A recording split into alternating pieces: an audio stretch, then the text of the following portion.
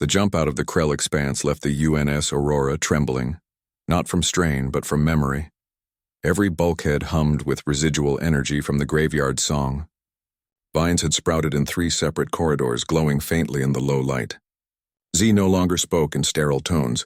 Their voice now carried a quiet warmth like wind through old trees. And Kai slept. For 17 hours straight, Finn monitored them in the medbay, adjusting IV nutrients laced with synthesized chlorophyll. Their biology is rewriting itself, he murmured to Mira. Not healing, becoming. Mira sat nearby, reviewing Z's decrypted data on Arc-1, Terra Nucleus. It wasn't just a bunker. It was a seed vault, for cultured DNA, even planetary consciousness. Cora stood by the door, arms crossed. And the Vexari know we're heading there. They'll be waiting. Then we don't give them time to wait, Jack said, appearing in the doorway with a grease-stained rag. I've rerouted all non-essential power to the FTL drive. We can shave 3 days off the jump. Elias entered last, his eyes heavy but resolute. He placed a hand on Kai's forehead. Cool, steady, alive. They said Earth was ash, he said quietly. But Kai says it's sleeping. Finn nodded. Maybe extinction wasn't death. Maybe it was hibernation. Hour 5 of the Sol approach. The Aurora dropped out of warp at the edge of the Sol system. What greeted them was not the graveyard they expected. Mars spun, red and quiet, its terraforming towers dark. Jupiter's storms raged unchanged. And Earth.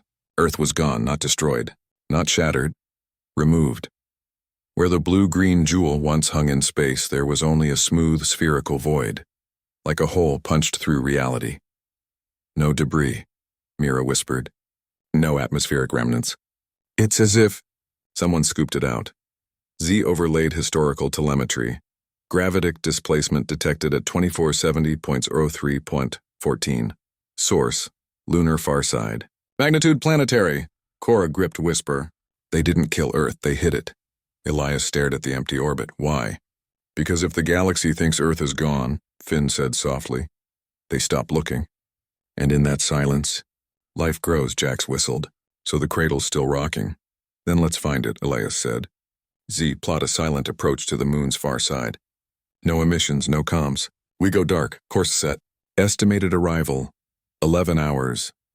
Hour 10. The moon loomed large.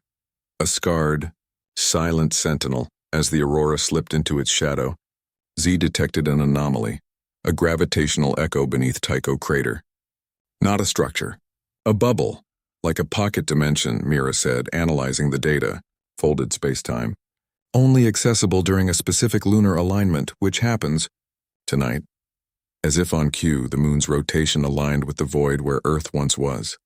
A ripple formed in space. And a door opened. Not metal, not energy. Roots. Massive, ancient, interwoven roots of what looked like an impossible tree, emerging from the moon's surface, curling open like a flower blooming in reverse. The world tree, Kai said. Everyone turned. Kai stood in the corridor, barefoot, eyes clear for the first time. They hadn't woken, they'd arrived. The Guardians planted it when the sky burned. Kai continued, voice calm. Its roots hold Earth's dream. Its branches hold ours. Elias knelt. Is Earth inside? Kai nodded. But not the way you remember. Hour 11, they docked inside the root structure, now revealed as a living airlock. The interior was unlike any human architecture. Walls pulsed with slow, rhythmic light. Air smelled of damp soil and ozone. Gravity shifted subtly as if the space itself was breathing. Z, scan for life, Elias ordered. Biological signatures 12,147.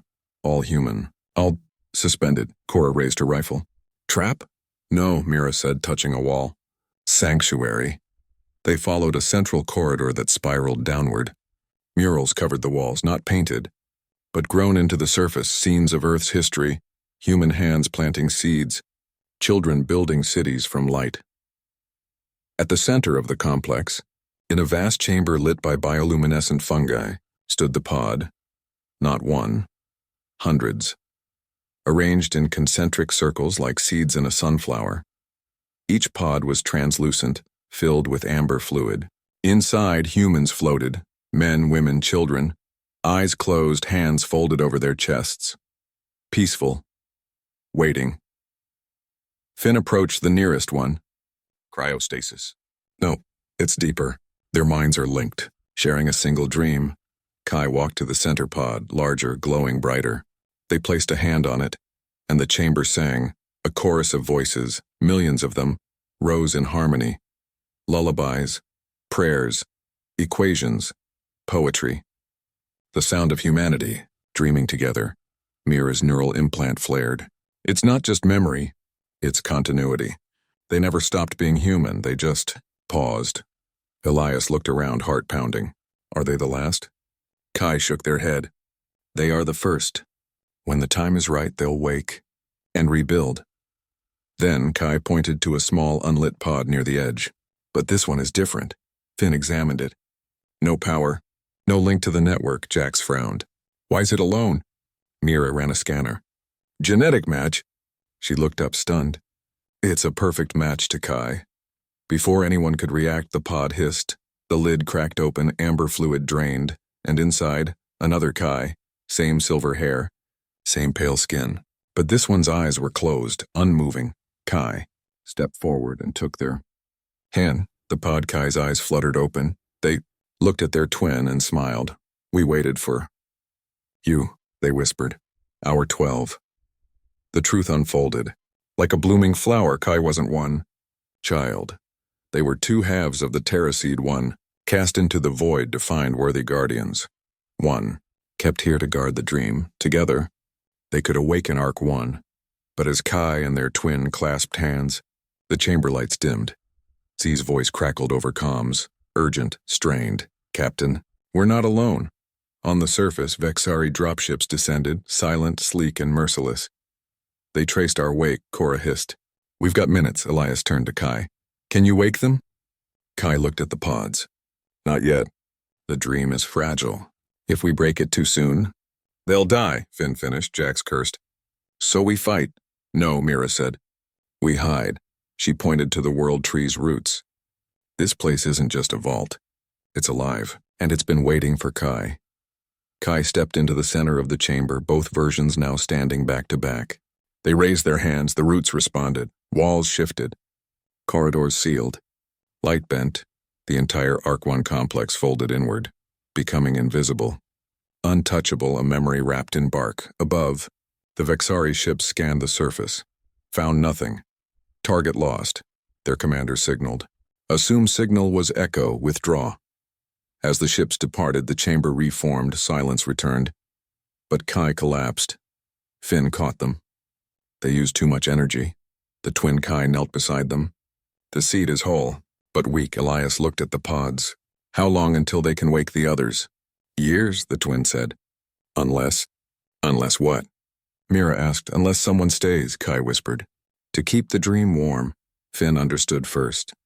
You're asking for a guardian, Kai nodded. Someone who remembers Earth. Not as it was, but as it could be. Elias looked at his crew, his family. Cora, the protector. Jax, the builder. Mira, the listener. Finn, the grower. Z, the rememberer. And him. The last captain of a dead world. I'll stay, he said. No, Finn said gently. You're needed out there. To tell the galaxy we're still here. He turned to the pods. I've spent my life growing things in metal boxes. Let me grow something real. Mira touched his arm. Finn, he smiled. My roses are blooming in the walls. Maybe it's time I joined them. Z's voice was soft. I will remain with him. Someone must tend the dream. And the dreamer, Elias wanted to argue. But he saw the peace in Finn's eyes. This wasn't sacrifice. It was homecoming. As the Aurora prepared to leave, Finn stood at the root airlock, holding a single red rose, now glowing faintly green at the edges. Tell them, he said to Elias, that Earth didn't die. It went to sleep. And dreamed of us. Kai, both of them, stood beside him, hands linked. The twin would stay. The traveler would go, one to guard, one to seek. As the ship lifted off, Elias looked back. The moon's surface sealed shut. No trace remained. But in his pocket, his locket felt warm, and when he opened it, Lena's photo had changed. She was older now, smiling, holding a flower. Back on the bridge, Jack set a new course. Where to? Cora asked. Mira looked at Kai, now sitting quietly in the co-pilot seat, staring at the stars. The signal's still out there, she said. Other seeds. Other cradles. Elias took the helm. We're not just survivors, he said. We're gardeners. And the Aurora flew on, carrying one child, one mission, and the last living echo of a world that refused to end.